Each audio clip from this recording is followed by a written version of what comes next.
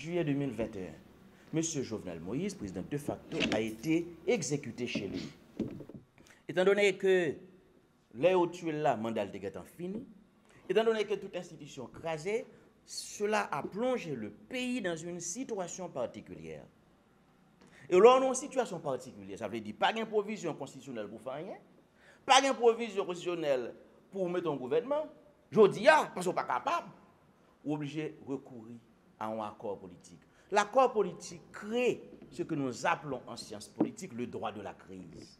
C'est comme ça le fait partout à travers le monde. Et le droit de la crise, qui est l'accord du 11 septembre 2021, donne à M.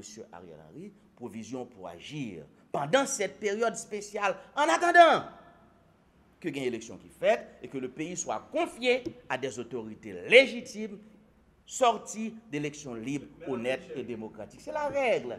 C'est comme ça le fait chaque fois. Dans un contexte spécial, on fait un accord.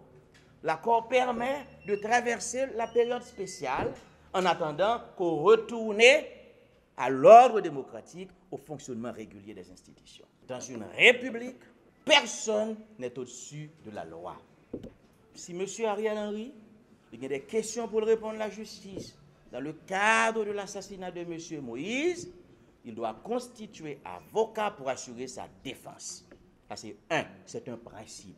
Deuxièmement, pour moi, M. Henry, il faut un coup magistral.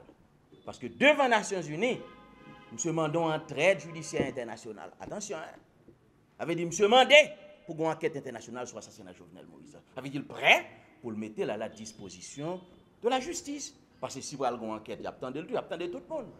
Nous avons bien aimé qu'on ait. Qui est-ce qui a tué Jovenel Moïse? Et pour qui ça, il a assassiné?